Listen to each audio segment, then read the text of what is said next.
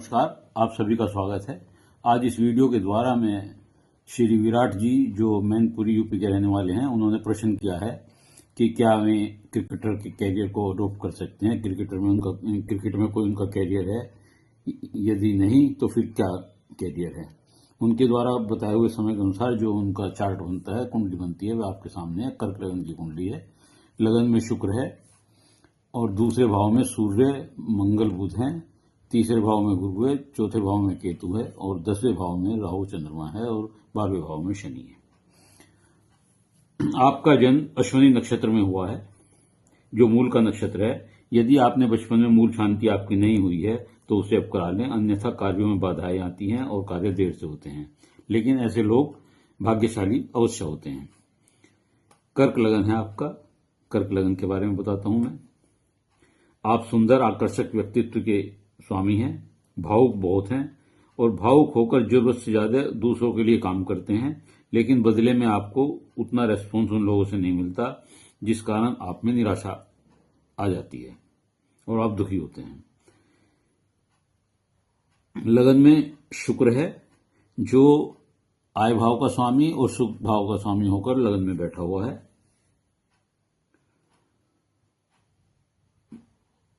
और लगन पर और शुक्र पर, लगन पे भी और शुक्र पे भी किसी क्रूर ग्रह की या खराब ग्रह की कोई दृष्टि किसी प्रकार से नहीं पड़ रही है। आप स्वस्थ होंगे, मकान वाहन का सुख आपको मिलेगा, सुंदर पत्नी होगी, प्रेम संबंध आपके होंगे। विवाह योग 25/26 साल में, 25वें या 26वें साल में विवाह का प्रबल योग है, हो सकता है। तथा ग्रस्त जीवन में दिक्कतें शनि पैदा कर सकता है, क्योंकि इसका स्वामी शनि है और यहाँ 12वें भाव में बैठा है।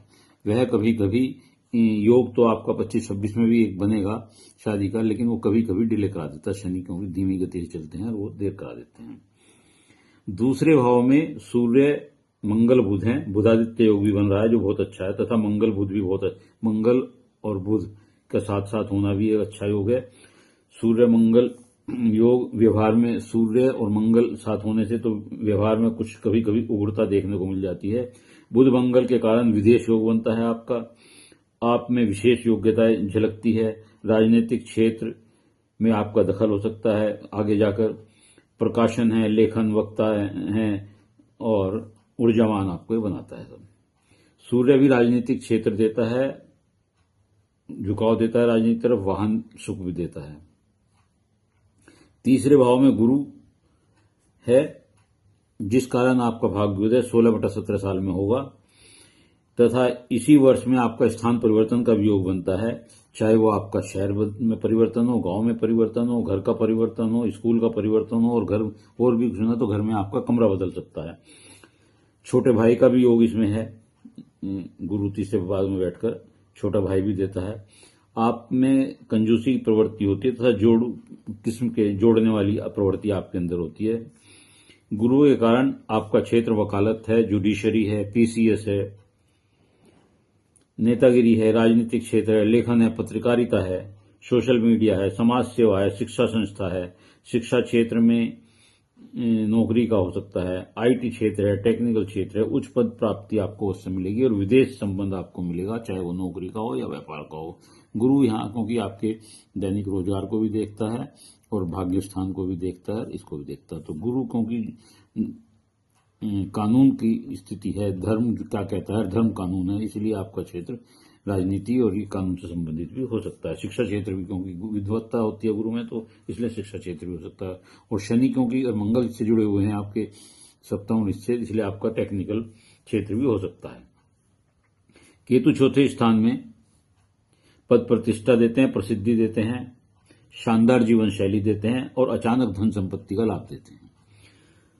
अब राहु और चंद्रमा है, ये इस कुंडली में आपके लिए प्रॉपर नहीं है। इसमें एक तो ग्रहण दोष बना हुआ है, जिसके लिए उपाय के लिए आप शिव जी का अभिषेक कराएं।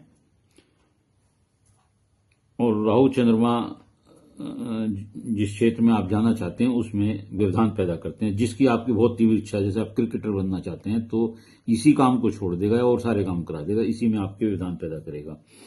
बहुत प्रश्न के बाद भी मंजिल मिलते मिलते छूट जाती है।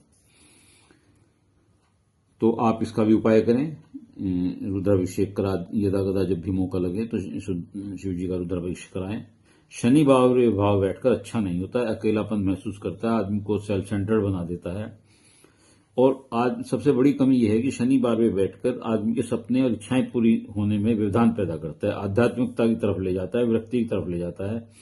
कंजूसी के कारण बहुत सी परेशानियां इस आदमी को झेलनी पड़ जाती हैं। तो अब आपका एक तो प्रश्न कैरियर का था, तो कैरियर के बारे में मैंने बताया कि कैरियर में मेन रोल आपका गुरु का, मंगल का, शनि का होगा। उसके हिसाब से वकालत है, शिक्षा क्षेत्र है, राजनीतिक क्षेत्र है, साहित्य क्षेत्र है, पत्रकारिता है, एंकरिंग है, सोशल संस्थाओं से संबंध है, उच्च पद प्रतिष्ठा मिलेगी, आईटी और टेक्निकल क्षेत्र से संबंध होगा, विदेश में नौकरी या व्यापार का हो सकता है।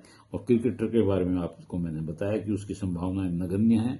फिर भी आपको निराश नहीं होना चाहिए, मेहनत करनी चाहिए, ज्यादा से ज्यादा सफलता मिलेगी या नहीं वो दूसरी बात है।